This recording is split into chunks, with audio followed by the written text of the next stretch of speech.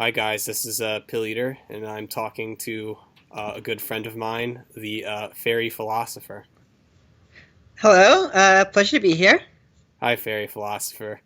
Hello, Um, go ahead. what?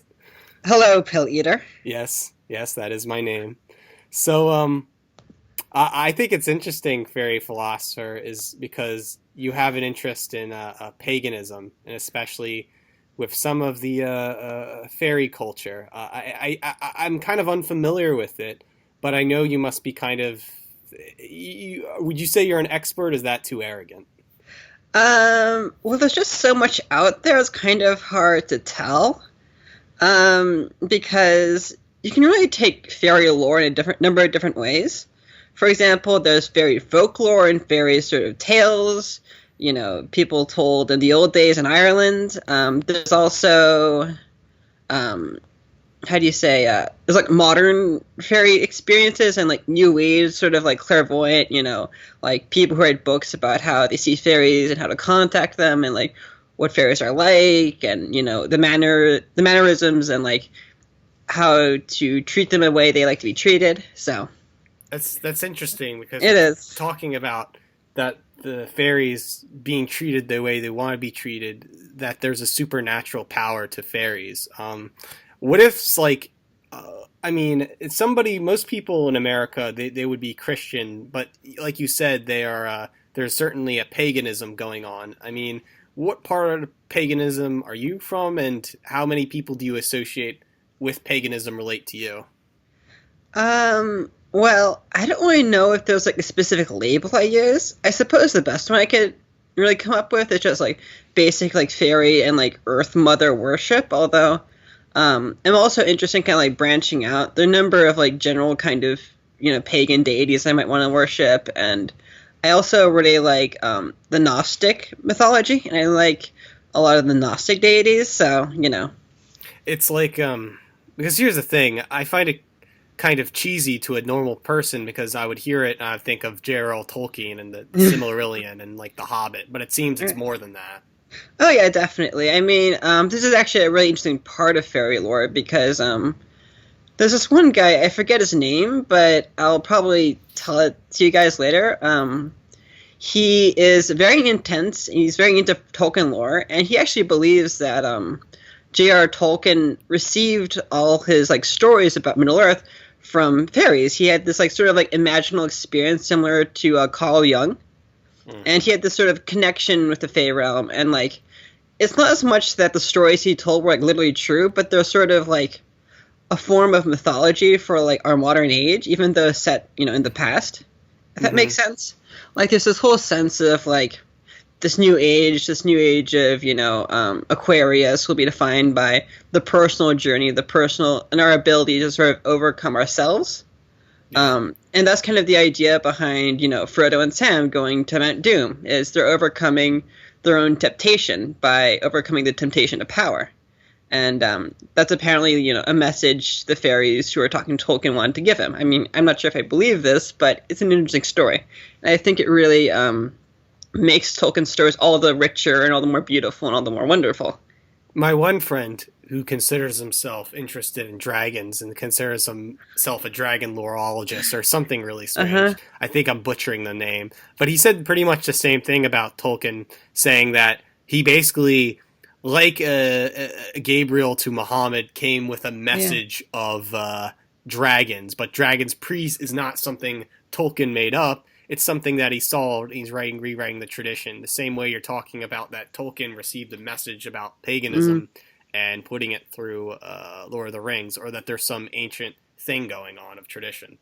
Right. Right. Right. I mean, it's kind of a difficult idea to struggle with because like the idea of like literally believing a story which is considered by the vast majority of the people who read it to be fictional and just like pure fantasy, it's kind of difficult to struggle with because you don't want to be that sort of person who's like believe getting too into fandom and stuff. You know what I mean? Hmm. But like, Like I know a girl in one of yeah, my classes of last semester in school. yeah, She was writing a book. I think she was publishing it on Lulu, and it was called "Riding on a Fairy," and she was into fairy stuff. Though yeah. she had blue hair, and stuff Uh-huh. like that. And Yeah. um, I would like to interest. I mean, I would like to read it more, but it was like this strange fairy fantasy fiction. I mean, there's certainly. I don't know if you associate with that kind of fairy fandom, but it seems that fairies are an interesting subject in that matter for like girl fandom. Yeah, I suppose so. I mean, I'm not too familiar with that because my whole fairy-ishness came like from my own solitary practice. But I definitely know, I mean, the whole fairy thing certainly draws, women as well as men, but mostly women. Um, I've also heard that the fairies themselves are more likely to be drawn to women than men. Although, there are many fairy kind of seers who are men, so it's not like it's like much of a bias Yeah. going on. It just would that's just kind of how it happens, I guess.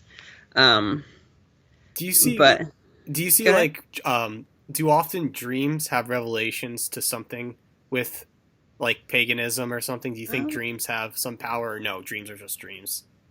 well, I think there's a line in the Odyssey where the author, speaking through one of his characters, says that dreams are really there are two different parts of dreams. There's like the random kind of psychological sense, which is most of our dreams, and then there are the dreams which have some sort of meaning or kind of some sort of like spiritual kind of life purpose meaning, if that makes sense.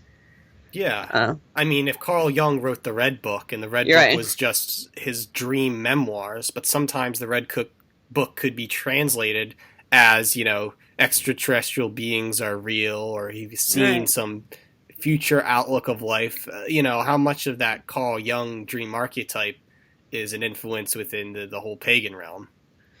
Well, I'm not actually too sure because I'm not I don't really know what's going. I mean, I haven't like read like the standard sort of pagan books about Wicca or whatever. I mean, I think there's some role, but it's kind of hard to say because like the pagan practice itself is like so diverse and like I don't know. I mean, I know there are other pagans who like read that sort of thing, but I don't know how prevalent it is. How many people that are into paganism are Hmm. also interested in heavy metal music? Well, actually, there's this one guy who kind of seems like a rocker who goes to my group. He's like long hair and Yes. wears metal like t-shirts and stuff. Um, I don't know. I It, think it's like almost a subgroup within like a subgroup, if that yes. makes sense.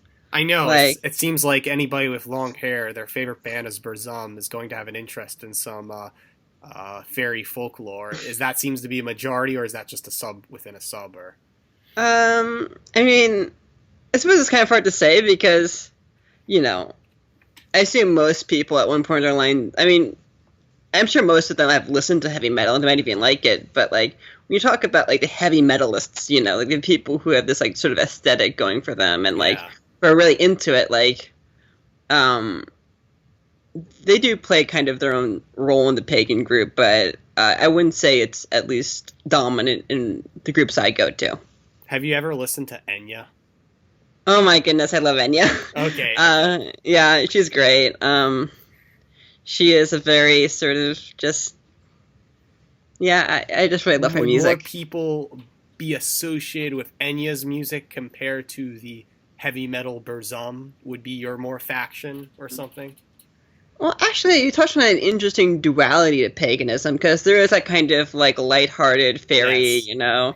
lovely sort of new age kind of thing, but there's also like the really intense, Thor worshipping, like let's go to war and like let's Yeah. be Vikings and stuff. So like I guess it's both. Like Because I mean, here's yeah, another thing. When I think of a paganism, this is I'll often think of the Hell's Angels and pagan, like yeah, I know, neo-Nazi right? bikers. So, I know, right? how do you distinguish that from those, and what makes criminal and non-criminal attitude? Well, actually, um, hmm, it's kind of an interesting question because I always wondered because I mean, I think the pagans live around where I live, and there's some sort of presence. So I always thought there'd be some kind of like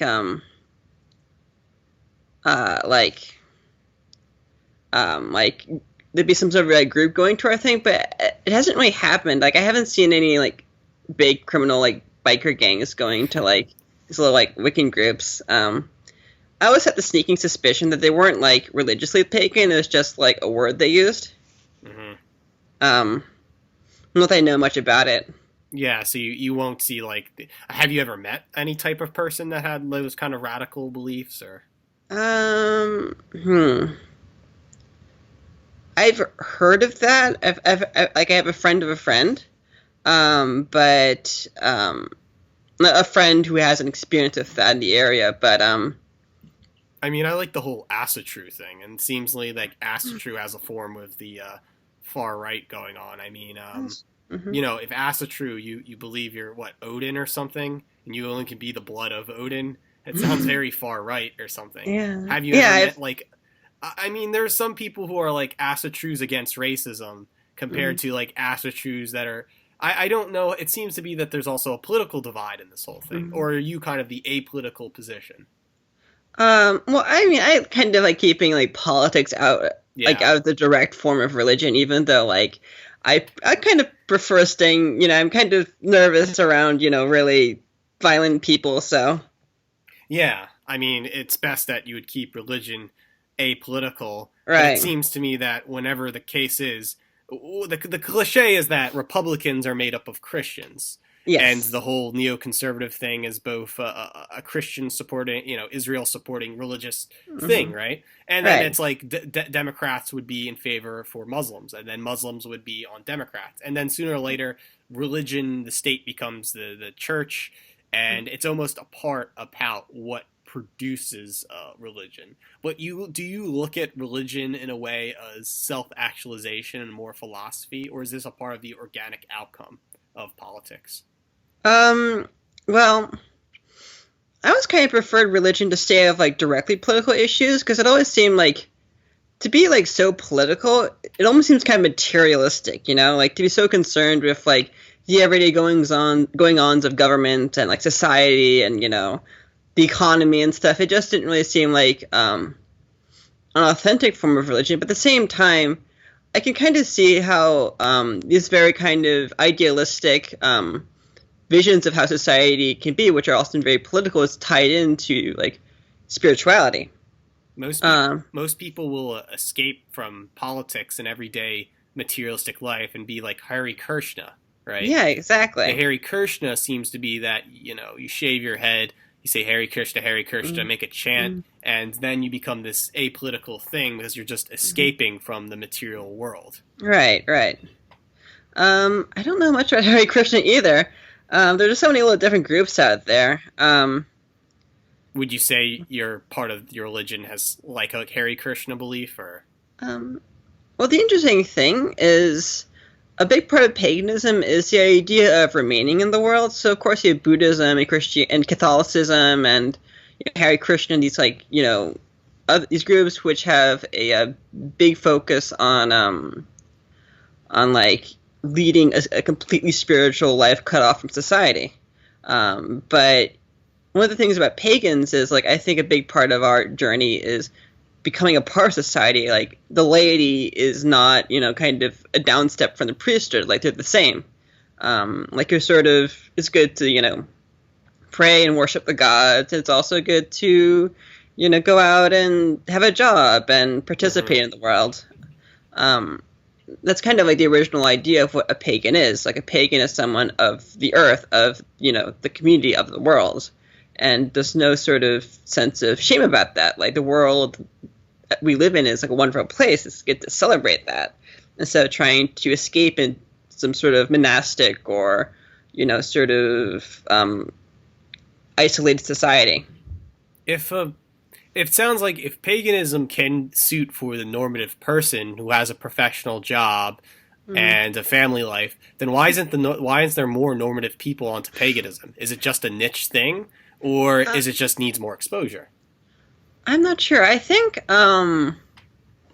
it's a bit of a strange thing for most people, so they aren't too interested in getting into it. Plus, there's a lot of. I mean, this is kind of getting into like one of like the weirder beliefs I have, but I do generally think that like there's a lot of power to like the Christian God, and like in some sense like this Christian God like is able to influence like the congregation through like these sort of visionary experiences. So like um it's sort of like a way of, it's kind of hard to describe, but I bet you know what I'm saying, talking about. Mm-hmm. How long? Um, How long were you a pagan for? how long was I a pagan? Just a few years. I was first practicing Buddhism Hmm. for a while, but I eventually decided that I wanted to, connect to something greater than myself. Kind of like the 12-step program to just like really grow as a person. Like, I really want to connect to like spiritual beings, like angels and fairies and gods and stuff, because it'd be fun. Like I want to talk to someone instead of just meditating all day. Hmm. So, but you would say that Buddhism was your first interest in religion, and then eventually you would find the pagan sect you are was a help because of Eastern religion. Yeah, That's I mean, interesting. in a way, I kind of like coming from like an atheist background. Like kind of like secular Buddhism is almost like the gateway drug to like spirituality, if that Hmm. makes sense. Yeah. Be- because like it can be sort of like understood through materialistic kind of like very like philosophical context, but like there's also this like spiritual backing to it. So like it kind of loosened me up for like believing in all these things like magic and like the afterlife and all that stuff. Yeah, it seems that in the 1960s, one of the most important figures, Alan Watts, would Hmm. help most baby boomers from Christian religion to this kind of pop Buddhist and Yeah, Hinduism, yeah, which helped definitely. created the whole New Age thing that we have. And it's certainly there is still a New Age influence among baby boomers, and it kind of died down. Hmm. However, there is this always Western fascination, especially with Eastern religion, and it seems that Eastern religion can help create different ways of thinking than the religion or political atmosphere we might not have today, and maybe like paganism is certainly a different way of thinking, or some kind of a different path, another way of looking at the picture. Hmm. Yeah, definitely. I mean, there's definitely like a long-standing fascination with the quote-unquote East from Americans and Europeans. Plus, I mean, there's also I think a really deep kind of very real truth to say something like Buddhism, because I think like their perspective on the world is like something that rings true for a lot of people. Um, if that makes sense, like because Mm-hmm. I just think it's almost like brilliant in a way, just like how it's set up and like the whole way it's formed. Yeah, it seems that Buddhism is a very attractive religion, especially to upper Mm, class people that have a lot of money. yeah. Because that if you have a lot of money, you get materialistic, and you get, Hmm. well, Buddhism has values that say leave alone your materialistic things. You don't need that. And it seems to make sense if you're in that class. Well, like let's say Pentecostal Christianity seems to be of a lower class origin, and that religion is very effective to people who need more in touch. And I feel like religion has a lot to do with culture as well, and the culture that has created it. And so, if you really think about paganism, there are many different cultures to it, and depending what culture you're talking about, there are these different sects that associate with those cultures. Yeah, definitely. I mean, the class divide in religion is a very stark thing. For example, another big anti-materialistic sect in the world was Calvinism, Hmm. because the anti-materialistic side almost appealed to the very rich, like the frugal side. It's anti-materialistic in a different way, but it's sort of it rang true for the wealthy of Zurich for a very long time. Or it's like how Saint Augustine basically got all the Germanic tribes who maybe you would consider quote unquote pagan, but then turned them to Christianity. Mm-hmm. And it's often said that Germans are barbaric because they were the only European people that were forced to be under Christianity. When if they were left alone, they would have had their own Germanic paganism. It's always That's the true. cliche. Yeah, true, true. It is. I haven't actually run across that, but I can believe it. Yeah, I mean, um, yeah, I can see that. Well, do you keep your religion? Are you how open are you about it? Are you close? It's only when somebody asks you, or do like if you get close to somebody with a friend and then you eventually say it? Well, it kind of depends. Like, I wouldn't really just like run out and say like, "Oh, I'm a pagan," because I know some people may like it. Like, for example, if I learned that like someone's like kind of like a very like very kind of observant Christian, I might kind of wait till I get to know them a little better and see what they think of it. Mm-hmm. Um, but I think it's something like I'd just love to share with people when I get the opportunity because it's just I don't know. I just find it really fun. It's fun to talk about spirituality and stuff. In today's society, you can have a business that might have a rainbow flag outside, indicating that might be a gay shop, a gay ice cream Yeah, shop. The right, gay right, might have a guy might have a gay accent, and you assume, mhm, well, he's obviously gay, and he's open right. about it. Now, some people could be open about very niche personalities and culture. If you dye your hair black and wear Mhm. black things, what are you, a goth? If you have like Yeah. a green mohawk, you're a punk, right? And Hmm. so somebody might wear a Celtic cross and you assume that they're maybe some kind of Celtic pagan. So it's not Hmm. like you're the kind of person that I can find any indication on you, and it's like, well, that's obviously you're a pagan. Well, yeah. I mean, I guess I just never really thought of doing something like that. I mean, um, well, actually, I used to have a fairy necklace. I'm hoping to get another one. So that's kind of like my own vision of like kind of showing my little spirituality to everyone.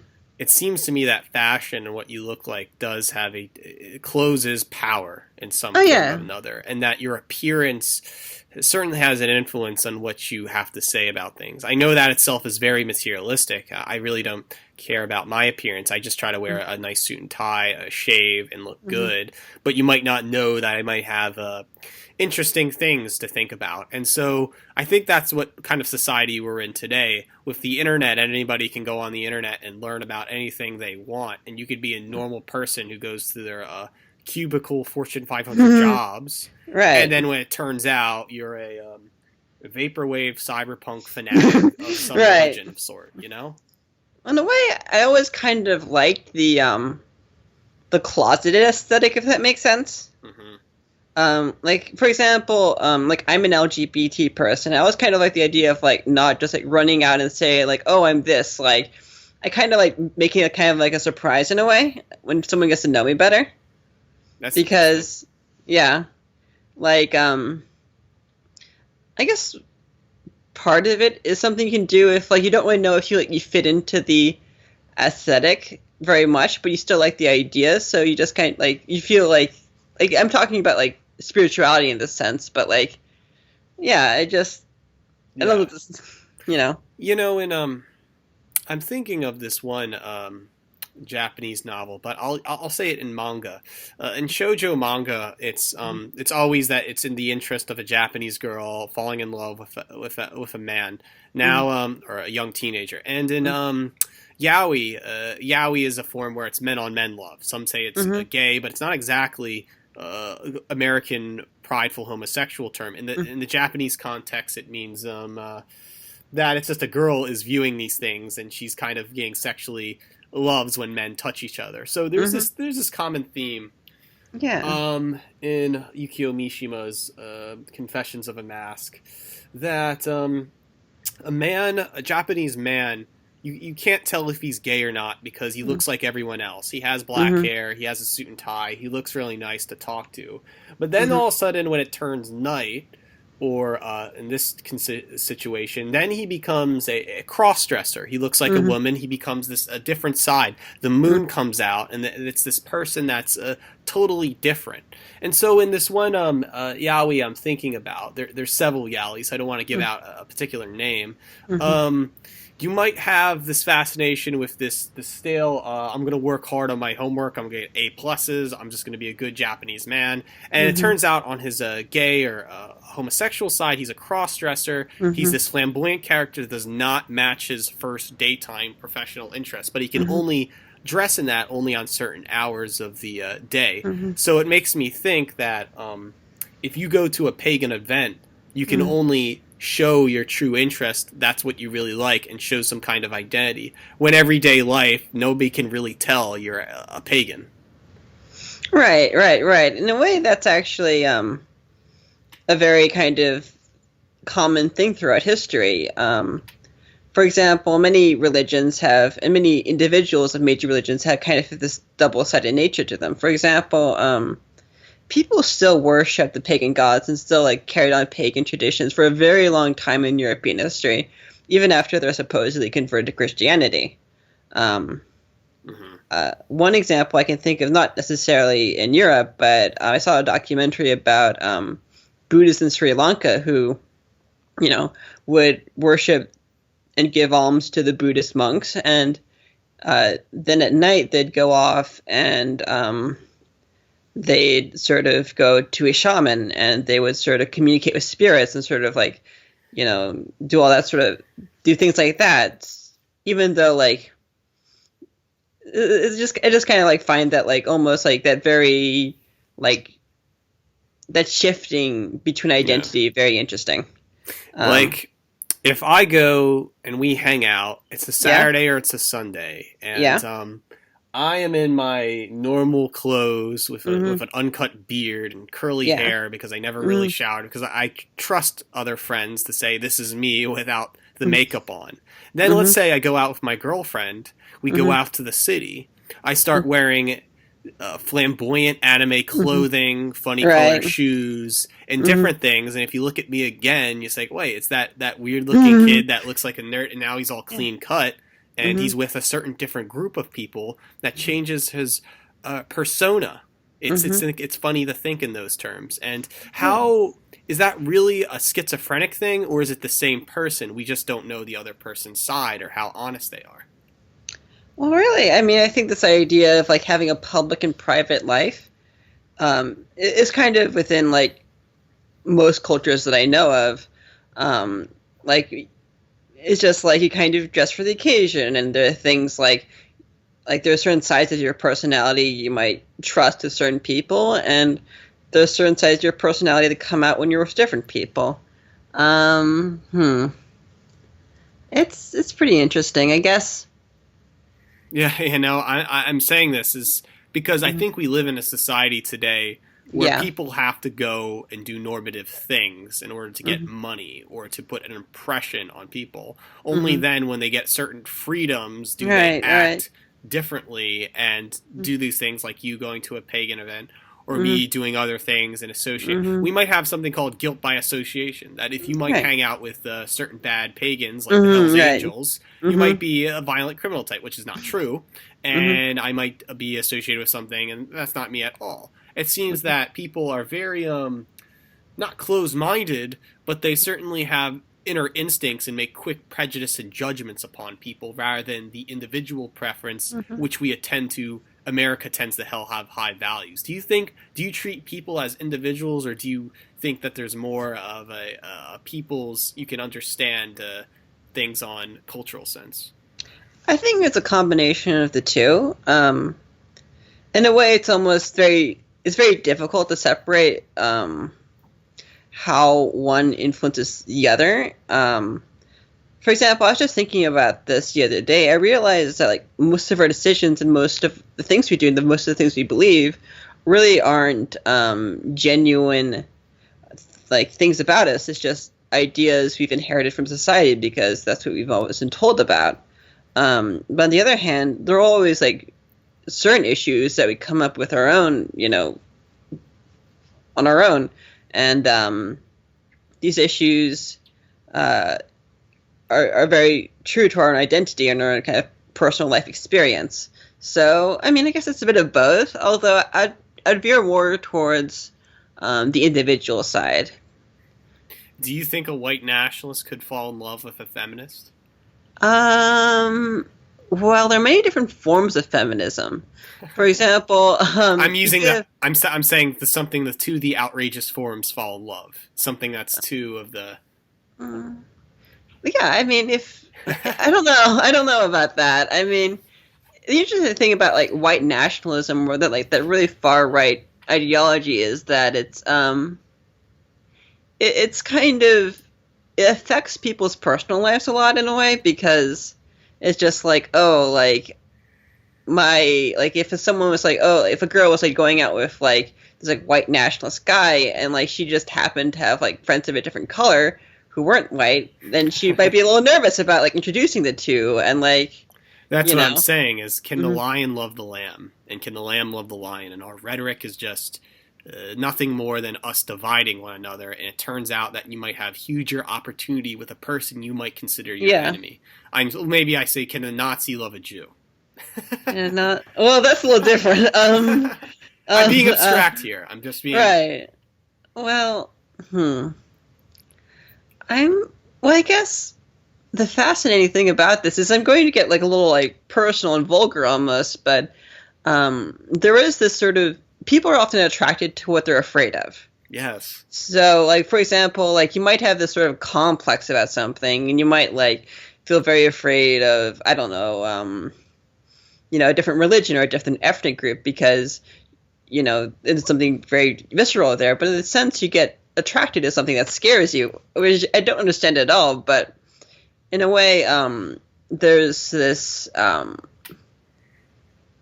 pagan idea within Celtic paganism, and there's this goddess called the Morrigan, and she is sort of the goddess of all the things you struggle within yourself. She's the goddess of violence, and she's the goddess of like sex. And the way I interpret her is like she sort of forces us to open ourselves up a bit by like kind of throwing us these bones through the venue of sexual attraction, and then force us to sort of see the other in a way that's very palpable and very difficult to struggle with, if that makes sense. It's like that picture. I always see that picture of Donald Trump on his Twitter where he looks really mad and he looks like a pug dog. You have so many people that dislike Trump, and they'll Yeah. say how much they have a Trump hate fetish, Right. where they keep saying Hmm. how much they hate Trump. But it's Yeah. almost like this aggressive monster beast coming at you and saying, I want to protect you. And it's this kind of angry dad. And then when you Yeah. understand it, it's Hmm. this strange reaction. I think, I mean, I don't know any cases of people who are anti Trump going to Trump, but it's this tough love mentality, or at Yeah. least that when you start to look things back, is it Hmm. really, are you mad really at it, or is it just the rhetoric or the words that are dividing people together? And I find that religion, especially with the maybe on the Buddhist side of things, or maybe Hmm. some even Hinduism, it definitely preaches the ideal that you should put these political things aside and Hmm. understand, or at least appreciate where they're coming from, and Hmm. tell Yeah, them, definitely. I am you and you are me. Yeah, definitely. I get that, because at the heart of it, there's that same desire to do good and like kind of be moral and do the right thing, which I think bonds most philosophies together. Yeah, but I feel today that once again I feel that we're definitely in a new culture war. I think Right. that the culture war of the 1960s Hmm. never really died. It just continued and it just got Right. worse. And Hmm. so what we America, everyone has to go to college and get an undergrad degree. Rather, Hmm. they're filled with just McDonald's paid $100,000 ideologies that don't really make sense to self improvement. And then all of Hmm. a sudden you're told to go to a Fortune 500 company, work Hmm. there. It doesn't make sense with the undergrad degree you get. So you get it in medieval history, and then you're knocking on doors in Philadelphia to sell people Hmm. phone. See, that doesn't add up, right? And then Right. you're rushed, and then you spend money, and it becomes this cultural thing. And it seems to me that we need religion at an important time where there are too many. What I'm saying is education is not helping. You think Hmm. so, or? Well, education is a rather interesting idea, because there's so much disenfranchisement surrounding it, and how like, especially if you're taking like something like non-science or technology based, like say like taking history or fine arts, there's a lot of like sort of there's a lot of stigma against doing that, because we live in a capitalistic kind of like neoliberal culture, which tells us that the ultimate goal of our public lives is to become productive, to of goods and to produce things for our Mm-hmm. society, you know? And I think that's a very unhealthy, dangerous way to approach education because you have people who are studying things that should be studied, like the humanities, which are beautiful and really interesting and important, but it's very difficult to like create something of wealth out of that. Hence, people often talk down to it, but I think it's like they should really like take a step back and understand like this isn't a problem with humanities themselves. It's a problem with the way society is set up and how it's just kind of it annoys me. It's like they're telling everyone to go get a college degree. Most people can't afford it, so they borrow Yeah, money. Everyone right. ends up getting a degree in English or something Yeah. like that, or some Mm-hmm. weird studies, and Yeah. then it doesn't help anything in the market because they've been told to that supposedly having basically a college degree means a fake sense of being an elitist. It's Yeah. now all of a sudden it has became inflated. Now everyone Mm-hmm. has a bachelor's. Now everyone should get a master's. And then Mm-hmm. pending if you get your master's in creative writing or even Right. your master's and then that will inflate again. And I think it's going to this point where they're making inflated PhD degrees where Right. you could Right. be a PhD in English from some state school. It's not Mm-hmm. Ivy League. You're just some guy who teaches out in Ohio or Mm-hmm. Kansas and then assume that you're like Noam Chomsky. It doesn't add up. Yeah. Well, I think the only real like the center pivot problem here is how much college costs. I think if school was sort of a social right and people had the opportunity to study and just devote themselves to a certain subject, we wouldn't be going through this issue because like it's just It costs money to do yeah, something. right. It costs money. Like it's this huge investment. It's this huge kind of economic thing. Uh-huh. Um, And and assuming that you have money in the first place means yeah, you want to right. generate income, so you could do. You don't even have to go to school, right? It's like a hobby thing. It's this masturbatorial thing where you're just. And that's why I think the problem is right now, and that's why so many people are dropping out, is because they're being duped into thinking. But at the same time, it's our culture's fault for assuming that people need a bachelor's degree. So people are going to these state schools and just partying and having fun and getting it off and just getting passed with the most minimum GPA grade possible. And then all of a sudden they're gonna, it's strange how it's working right now. I definitely think like a socialist system, like a communist or anarchist system, could really shed some sanity on this whole system of education. My perfect world would be a world where people who really felt called to the humanities could, devote themselves to studying that for a few years, and it'd just be good for them. It'd be good for them to learn and grow, and maybe they could sort of do something on the side, create some sort of artistic project for the sake of it. If they can't, become a professor, and everyone else, they can just, get into a vocational school or just find something they find interesting. This sounds like I might have to agree with you too on that. This Yeah. might sound like a fantasy too. I Right. feel as though that maybe that at a certain age, marriage should be arranged, and you should be given Really? a husband or wife, so you can start a family, That's and you can decide whether that can happen, right? Because you don't have to get it arranged, and because it seems to me that the reason why I'm saying this is because it's pretty much up to you in the capitalist market to Yeah. decide who your partner will be and who you want to reproduce with. It seems Yeah. that's already harsh because it's already a game in itself, and it's not. If a marriage was arranged, certainly it sounds so weird because that never was true in the Western. Maybe it was in the earlier time, but it sounds like Yeah. Hindi. But it seems that if marriage was arranged at this time, it feels that people would be secure with a family and with people they could trust, and then finally, I think maybe some kind of income from those two bonding families, and then they could be more free to do what they want because I think individualism is really crushing and creating the whole what you call. But here's the thing: if you're for this, I find it quite ironic is that the whole left wing anarcho thing is how much of individual is in that compared to the collective nature. Hmm. You know. How much of the individual is involved in anarchism? Well, in a way, because, yeah, I get that. I mean, that kind of like group consciousness, that kind of like, not to be mean, but that cheap mentality of following the most charismatic person in the room is present within like every sort of political group, even if it's meant to be sort of anti-authoritarian, sort of free will kind of, political group like anarchism, even though, I may not necessarily know that much about it. Yeah, because there's classic anarchist books like Crime Think, like Days of War, Nights of Love, Yeah. Invasion.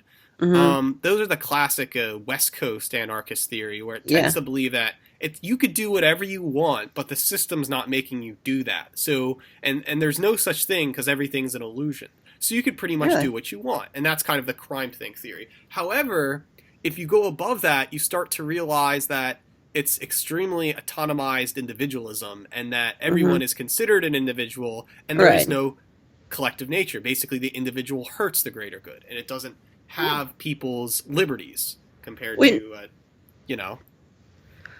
this whole idea of like individualism versus collectivism is like a false dichotomy. Like you can easily have both.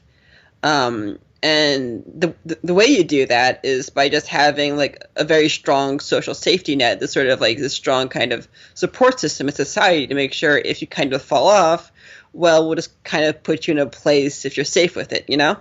Hmm. And that's something I find really appealing, like this whole idea of, a mandatory minimum income or maybe some sort of like job service where they say, okay, like here are your skills, tell me what you want to do, and then we'll put you in somewhere, and it'll be fine because you're contributing to society, and you won't need to worry about making too little, too much money because you'll be safe. You'll have health care. You'll have a roof over your head. Yeah, You'll have food, and like that's just like a really nice vision for me because I struggle on the work world, and yeah. it's very difficult to make it out into society and stuff. So um, that's definitely an idea I like.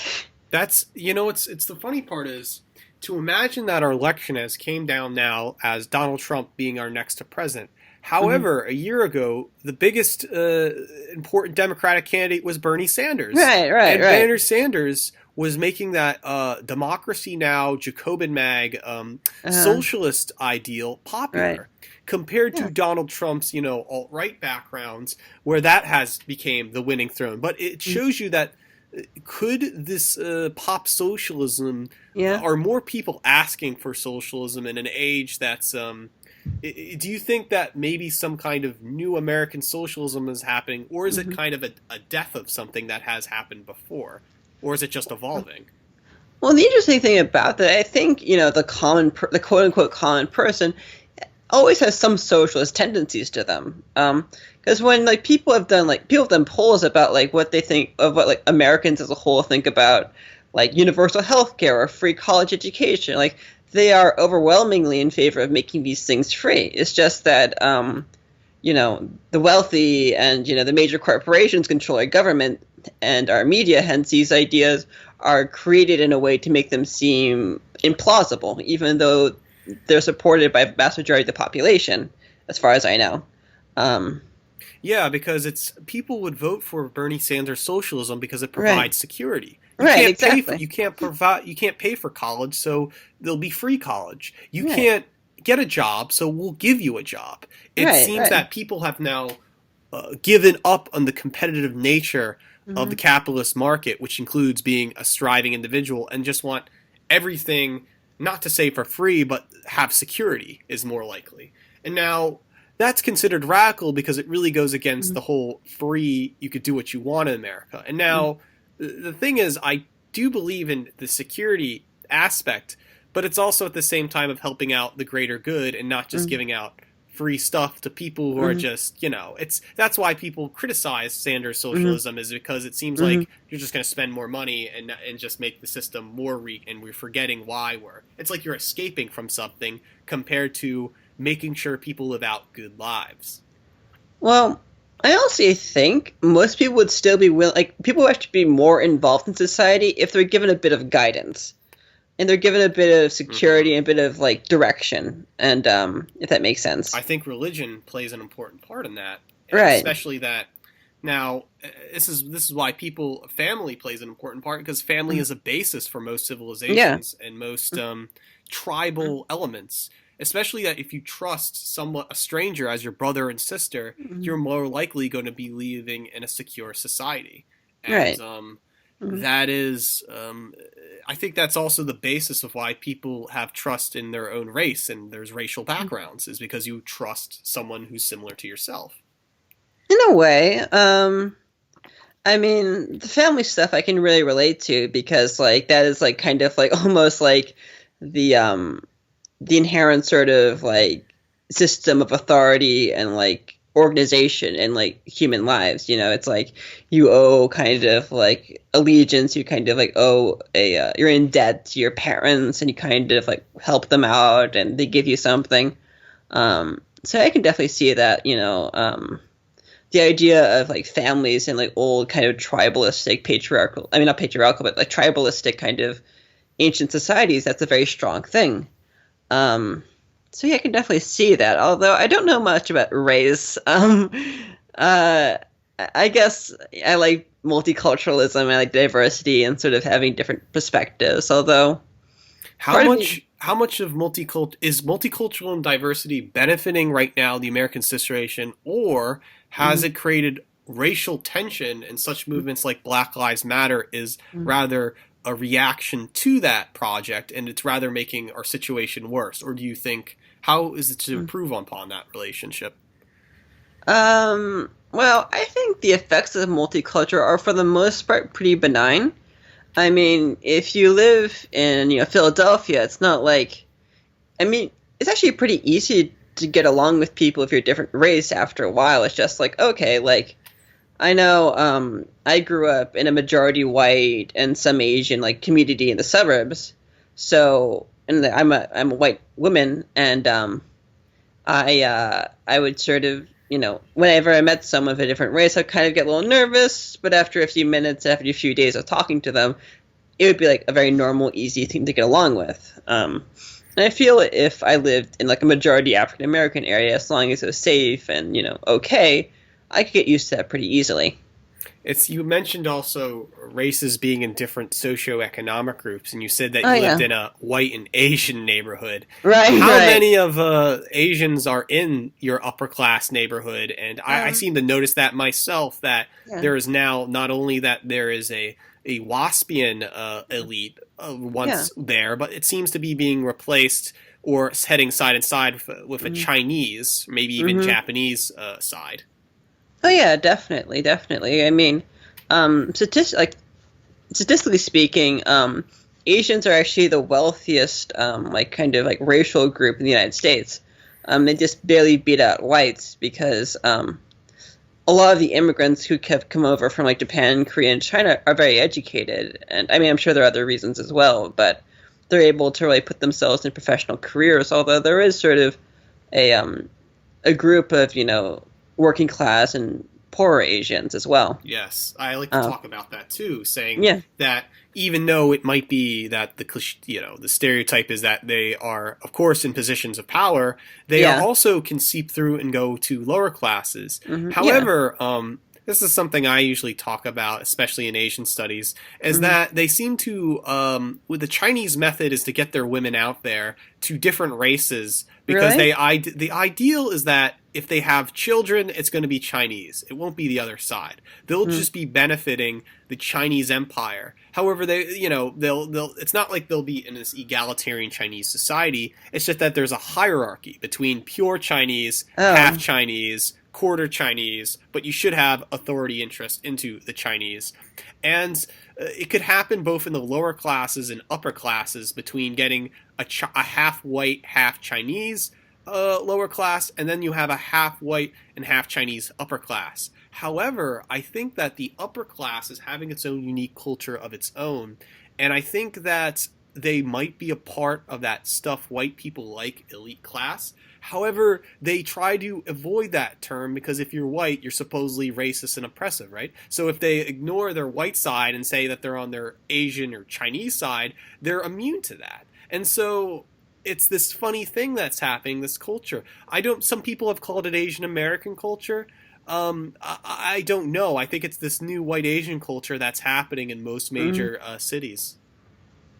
Well, the way I think part of it is like for like I guess like in like quote unquote Korea, like for example, like StarCraft is like a very popular sport. So like there's like a greater degree of like acceptance for like quote unquote like nerd and like geek activities because there's like a greater part of the mainstream there. So sometimes like white, nerds, they make friends with Asian nerds because like they have like similarities and interests. It's so Um, true. Now, yeah. if you think about those quote unquote white nerds, they might be a part of the science, technology, Right, engineering, right. math, making Hmm. the best income in America. Now, imagine that they won't go for their blonde cheerleader wives or their, let's say even this, for their blue haired feminist white women because they already hate the patriarchy, right? They hate other white men, despicable white men that are not for feminism, but they want to be treated as universal creatures. That's going to turn down white nerds. And then they're going to go for their Chinese American broken English girlfriends. And then they're going to have half white Asian children with them. And then it seems to be that is the rising number of Mm, multiracial people right now in America. really? Oh, interesting. Well, no, I Well, just think that's. Well, have you ever heard of the concept of yellow feminism? no, I haven't. Okay, well, of course, you consider. Do you consider yourself a feminist? Yes, I do. Okay, well, you know about in feminism that an opponent is, you might have heard this, the quote unquote the patriarchy, right? That seems to Yeah, be right. men's Hmm. influence Yeah, yeah. over society, and you should put a more women influence and to make an egalitarian or at least balanced thing going on. However, Hmm. feminism doesn't translate real well with Asian women. You see, Hmm. if you get feminism, their patriarchy is Asian patriarchy. It doesn't mean patriarchy in the universal sense of all men. It means Hmm. Asian men. So what happens is when Asian women become feminist, they become a jokingly yellow feminist. They like Western patriarchy. They like everything that white women feminists hate. That is normal hetero patriarchy, and then they go ahead and marry white men, and they become Uh, eminent opponents of feminism, yet they're called feminists. And so to divide uh, them, you call them yellow feminists between actual authentic feminists, huh. creating this whole, isn't that funny? Uh, well, I haven't heard of that before. Well, I'm not sure really what to make of that because I know, like, within many sort of, I mean, even within, like, the sort of, like, classical kind of traditionalist kind of patriarchy, um, I know, like, throughout many cultures, both, like, American, European, and, like, Asian, like, older kind of grandmother types, they actually had a lot of power as well. Hmm. Like for example, like in Confucianism, like your rank is determined by gender and age. Although if you're an older, woman, then you have more power than like a younger man. Yes. So I find it kind of like an interesting twist on like patriarchy, which like the name kind of implies like this image of like the bearded kind of Jehovah kind of guy with a staff, sort of telling everyone what to do. But I mean, there's always like complexities involved. Yes, but it seems that the feminist project, Hmm. trying to assimilate an Asian women, has utterly failed and has rather created this Really? nationalism. Well, Well, here's the thing. I do know two Asian girls that yeah. I like, and we're good Uh, friends, but she calls uh, herself lesbian, but I just think she's sexually confused, and uh-huh. she does like white men. And Uh-huh. the thing is, with Asian women who call themselves feminist are just, it's another way of saying, I want to be white, or I like Really? white racial culture. Now, that's what's the controversy, is Uh, because they don't assume that. But they irrationally go ahead and get themselves a white boyfriend and associate with, and they're the most normal people ever. It seems to me that feminism, the big criticism of feminism, what you can do say right now, is only a natural in nature thing that white women are doing in a liberal society. And so if feminism is to have longevity, how can it overcome that? I'm not sure. I don't know what like I don't know if I can like essentialize like what like Asian women want or what white women want on such a broad scale. I think I don't know. Like I'm not too aware of these issues. I I think know. feminist. The thing Yeah. is, you could go really in deep feminist, quote unquote, feminist critical theory, and these are just Right. something they just talk about, right? How Really? many Salon articles have you read where it's like, all right, the progressive stack. First the black woman, then the Asian woman, the white woman at the top bottom, and therefore if you're white, you have zero say, and it's this whole egalitarian pie argument. Well, yeah, I mean, it's kind of. I mean, on one hand, like I'm talking as like an LGBT person. Like my experience as an LGBT person, it has a lot to say about like I have a lot to say about like how it is in society and have like that personal experience, which is important. But I don't necessarily think like it's like the end all be all. Yes. Like, I definitely think, like, as a feminist, I want to, like, listen to, like, different experiences of all different kinds of women, of, like, say, like, larger women who are a bit overweight, or maybe, like, women of different color or different class or anything like that. Although I think, like, everyone's perspective is still valid, if that makes sense. Yes. Um, But yeah, it seems to be we're in a very confusing time. Have you ever heard of something called the alt left? Yeah, I've been doing a bit of research on this whole thing ever since you talked about your own kind of like YouTube channel and the Pilleater thing. So like Have you watched Prince of Queens videos? Prince of Queens? No, I haven't. You should. Prince of Queens is getting really popular and has been showing the alt left term.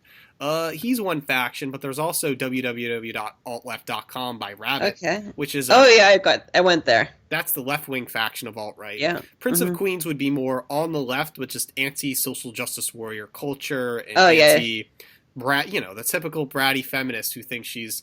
It's this culture thing that's going on. I think the alt left is really trying to say is making sense of a political left that's healthy and you can take Yeah. pride in. It seems to me Yeah. that the left is attracting the wrong kind of people, as if the French Revolution, communism, the Frankfurt School, and these cutting edge Jacobin Mhm. democracy now things Yeah. are this established left, and they're not Uh-huh. really. Like, I think people have to recreate what the left is again and determine Mhm. what is left wing instead of is it really egalitarianism or is it really about full potentials of your desires, you know? Well, in a way, I think I'm not sure how far the left could take these things. I mean, egalitarianism's nice.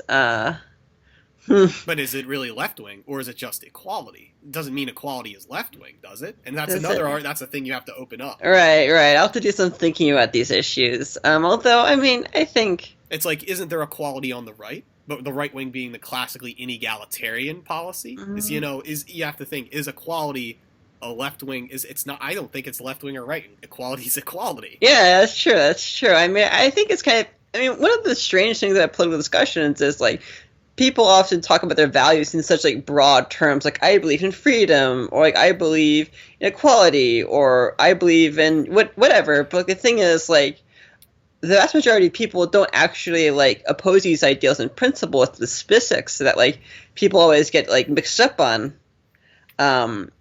It's always kind of like a pet peeve when someone like sits up and says like, "Oh, I believe in like free speech," but like, how far I guess will you take that? Like, you know? Yeah.